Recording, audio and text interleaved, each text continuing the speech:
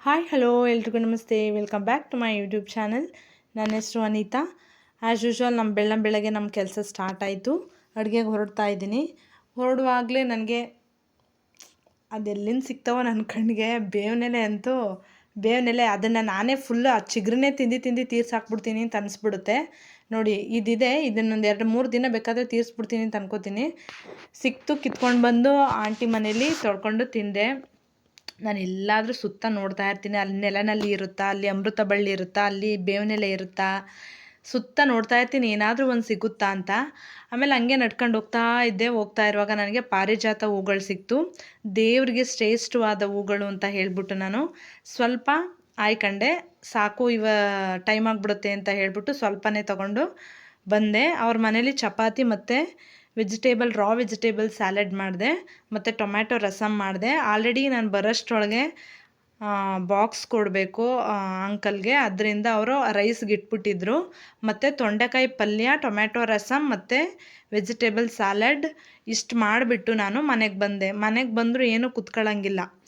ಮತ್ತೆ ಸ್ಟಾರ್ಟ್ ಮಾಡಬೇಕು ಕೆಲಸ. ನಾನು ಇನ್ನೊಂದು ಮನೆಗೆ ಹೋಗಬೇಕು. ಅಷ್ಟೊತ್ತಿಗೆ ಮನೆ ಕೆಲಸ ಎಲ್ಲ ಮುಗಿಸ್ಬಿಡೋಣ ಅಂತ ಹೇಳ್ಬಿಟ್ಟು ಗುಡಿಸಿ ಒರೆಸಿ ಪಾತ್ರೆ ತೊಳೆದು ಬಟ್ಟೆ ಹಾರಾಕಿ ಬಟ್ಟೆ ಎಲ್ಲ ಮಡಚಿಟ್ಟು ಮತ್ತು ಮಕ್ಳಿಗೆ ಸ್ನಾನ ಮಾಡಿಸಿ ನಾವು ಸ್ನಾನ ಮಾಡಿ ಪೂಜೆ ಮಾಡಿ ಇವೆಲ್ಲ ಮುಗಿಸೋಷ್ಟರೊಳಗೆ ಟೈಮ್ ಆಗೋಯ್ತು. 12 ಗಂಟೆ 12:05 ಅಂತ ಅನ್ಕೋತೀನಿ. ಅಷ್ಟೊತ್ತಿಗೆ ಟೈಮ್ ಆಗೋಯ್ತು. ಒಂದು 15 ಮಿನಿಟ್ಸ್ ಆದರೂ ಬೇಕು ನಾನು ಹೋಗೋಷ್ಟರೊಳಗೆ. 12:20 12:30 ಆಗೋಗುತ್ತೆ. 12:30ಇಂದ 1 ಅವರ್ ಕುಕ್ಕಿಂಗು ಅಂತಂದ್ರೂ 1:30 ಅಲ್ಲೇ ಆಗೋಯ್ತು. ಆಮೇಲೆ ಬಂದು ನಾನು ಮನೇಲಿ ಅಡುಗೆ ಮಾಡಬೇಕು. ಏನೂ ಅಡುಗೆ ಮಾಡಿಲ್ಲ, ಮನೆ ಕೆಲಸ ಮಾಡಿದ್ದೆ ಅಷ್ಟೊತ್ತಾಗೋಯ್ತು. ಆಮೇಲೆ ಬಂದು ಅಡುಗೆ ಮಾಡೋಣ ಅಂತ ಹೇಳಿ ಹೋಗ್ತಾ ಇದ್ದೀನಿ. ನೋಡ್ತಾ ಇರ್ಬೋದು ನೀವು, ಈ ಪಾರ್ಕ್ ಸುತ್ತ ಎಷ್ಟು ಮರಗಳಿದೆ ಅಂತಂದರೆ ಅಷ್ಟು ತಂಗುದಾಣ ಅಂತಲೇ ಹೇಳ್ಬೋದು. ವನ ಸಿರಿಗಳೇ ಅಡಗಿದೆ ಅಂತಲೇ ಹೇಳ್ಬೋದು. ಅಷ್ಟು ಖುಷಿಯಾಗುತ್ತೆ ಇಲ್ಲಿ ಹೋಗ್ತಾ ಇದ್ದರೆ. ಆ ಪ್ಲೇಸಲ್ಲಿ ಹೋಗ್ತಾ ಇದ್ದರೆ ಏನೋ ಒಂಥರ ತಣ್ಣಗಾಗುತ್ತೆ, ಒಂಥರ ಫ್ರೆಶ್ನೆಸ್ ಫೀಲಿಂಗ್ ಆಗುತ್ತೆ. ಮತ್ತು ಅವ್ರ ಮನೇಲಿ ಹೇಳಿದ್ದು ನನಗೆ 5 ಚಪಾತಿ ಮಾಡಬೇಕು ಮತ್ತು ಎಗ್ ಬುರ್ಜಿ ಮಾಡಬೇಕು ಅಂತ ಹೇಳಿದ್ರು. 5 ಚಪಾತಿ ಮಾಡಿ ನಾನು ಎಗ್ ಬುರ್ಜಿ ಮಾಡಿಬಿಟ್ಟು ಬಂದೆ ಮನೆಗೆ, ಅಡುಗೆ ಸ್ಟಾರ್ಟ್ ಮಾಡೋಣ ಅಂತ ಹೇಳಿ.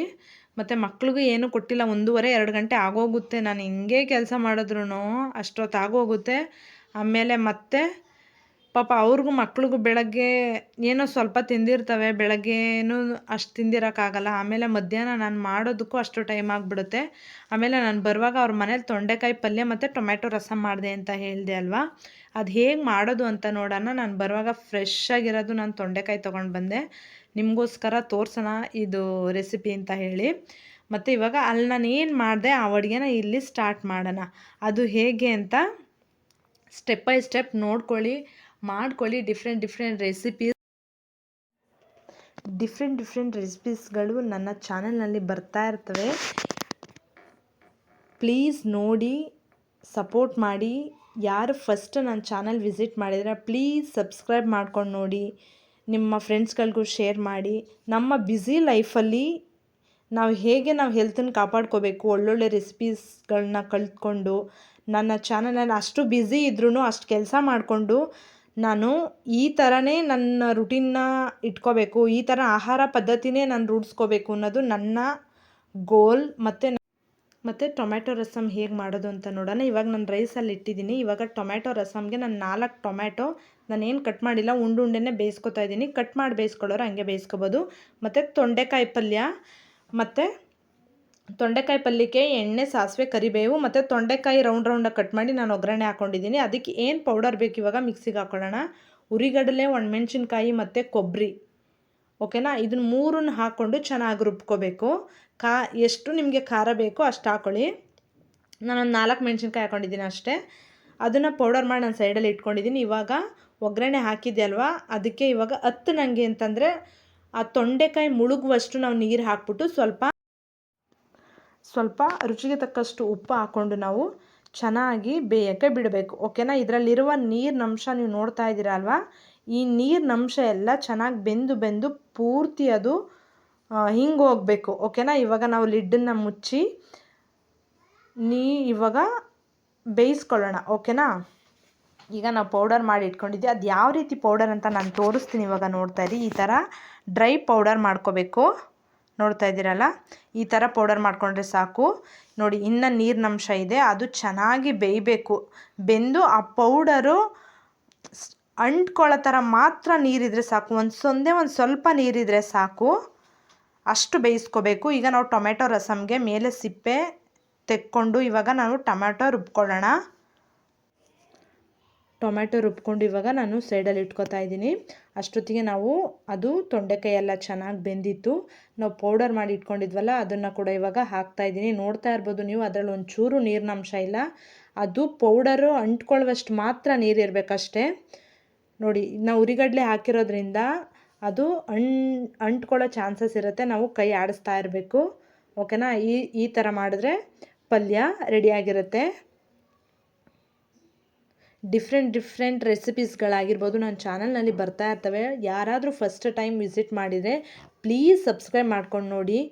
ಇಂಥ ಡಿಫ್ರೆಂಟ್ ನನ್ನ ರೆಡ್ಡೀಸ್ ಮನೆಗಳಲ್ಲಾಗಿರ್ಬೋದು, ಗೌಡಸ್ ಮನೆಗಳಲ್ಲಾಗಿರ್ಬೋದು, ಅವ್ರು ಯಾವ ರೀತಿ ಫುಡ್ ರೂಟೀನ್ನ ಸ್ಟಾರ್ಟ್ ಮಾಡಿದ್ದಾರೆ, ಅವ್ರು ಯಾವ ರೀತಿ ಊಟ ತಿಂತಾರೆ, ಅವರು ಹೇಗೆ ಆರೋಗ್ಯವಾಗಿದ್ದಾರೆ, ಅದೆಲ್ಲ ನಾನು ಪ್ರತಿನಿತ್ಯ ನಾನು ತೋರಿಸ್ತಾ ಹೋಗ್ತೀನಿ.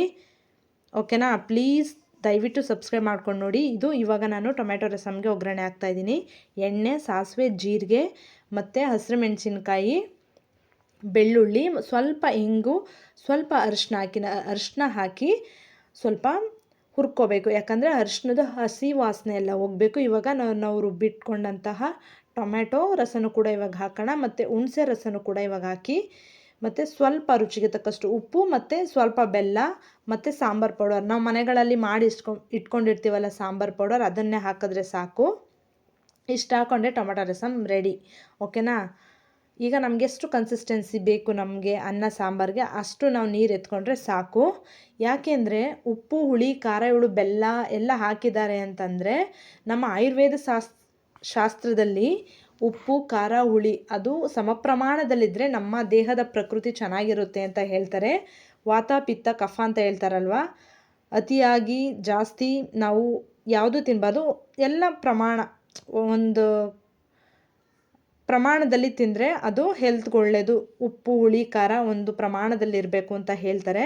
ಅದರಿಂದ ರೆಡ್ಡೀಸ್ಗಳು ಆಲ್ಮೋಸ್ಟ್ ಇಂಗು ಮತ್ತು ಬೆಲ್ಲ ಉಪಯೋಗಿಸ್ತಾರೆ. ಅದರಿಂದ ನನಗೂ ಸ್ವಲ್ಪ ರೂಢಿಯಾಗಿದೆ. ಇವಾಗ ಟೊಮೆಟೊ ರಸ ಕುದೀತಾ ಇದೆ, ನೀವು ನೋಡ್ತಾ ಇರ್ಬೋದು. ಇಷ್ಟು ಕನ್ಸಿಸ್ಟೆನ್ಸಿ ಇದ್ದರೆ ಸಾಕು. ಯಾಕಂದರೆ ನಿಮಗೆ ಸ್ವಲ್ಪ ತೆಳುವಾಗಿ ತಿನ್ನೋರು ಇದ್ದಾರೆ, ಸ್ವಲ್ಪ ಗಟ್ಟಿಯಾಗಿ ತಿನ್ನೋರು ಇದ್ದಾರೆ. ನಿಮ್ಗೆ ಯಾವ ರೀತಿ ಬೇಕು, ತೆಳುವಾಗಿ ಬೇಕಾ, ಸ್ವಲ್ಪ ಮೀಡಿಯಮ್ ಆಗಿದ್ದರೆ ಸಾಕು. ಈ ಥರ ಇದ್ದರೆ ನಮ್ಗೆ ಸಾಕು, ಚೆನ್ನಾಗಿರುತ್ತೆ ಅನ್ನ ಸಾಂಬಾರಿಗೆ. ಓಕೆನಾ? ಈ ಥರ ಸಿಂಪಲ್ ರೆಸಿಪಿ ಏನು ಎಷ್ಟೊತ್ತಾಗ್ಬಿಡ್ತು ನೀವು ನೋಡ್ತಾ ಇರ್ಬೋದು. ಇಷ್ಟು ಸಿಂಪಲ್ ರೆಸಿಪಿ ಕಲ್ತ್ಕೋಬೋದು, ಮಾಡ್ಬೋದು. ಒಂದೇ ಥರ ತಿಂದು ಬೋರ್ ಆಗಿರುತ್ತೆ, ಆವಾಗ ಇಂಥ ರೆಸಿಪೀಸ್ಗಳನ್ನ ಟ್ರೈ ಮಾಡ್ಬೋದು. ಮತ್ತು ನಾನು ಇನ್ನೊಂದು ಮನೆ ಕೆಲಸಕ್ಕೆ ಹೋಗಬೇಕು, ಅಡುಗೆ ಮಾಡಿಟ್ಟು ಮಕ್ಳಿಗೆ ಹಾಕೊಟ್ಬಿಟ್ಟು ನಾನು ತಿಂದ್ಬಿಟ್ಟು ಪಾತ್ರೆ ಎಲ್ಲ ತೊಳೆದು ನೀಟಾಗಿ ಕ್ಲೀನ್ ಮಾಡಿ ಮತ್ತು ನಾನು ಕೆಲಸಕ್ಕೆ ಹೊರಡಬೇಕಿತ್ತು. ಅಷ್ಟೊತ್ತಿಗೆ ಮಮ್ಮಿ ಸೈಕಲ್ ರೆಡಿ ಮಾಡಿಸ್ಕೊಡು ಅಂತಂದರು. ಎಲ್ಲೂ ನನಗೆ ಒಂದು 5 ನಿಮಿಷ ಕುತ್ಕೊಳ್ಳೋಕೆ ಟೈಮ್ ಇರಲ್ಲ. ಆ ಥರ ಮಕ್ಕಳು ಮಾಡೋದು ನಾನೇ ಮಾಡಬೇಕು, ನನ್ನ ಕೆಲಸನೂ ನಾನೇ ಮಾಡಬೇಕು, ಮನೆ ಒಳಗಡೆ ಕೆಲಸ ಇರೋದು ನಾನೇ ಮಾಡಬೇಕು.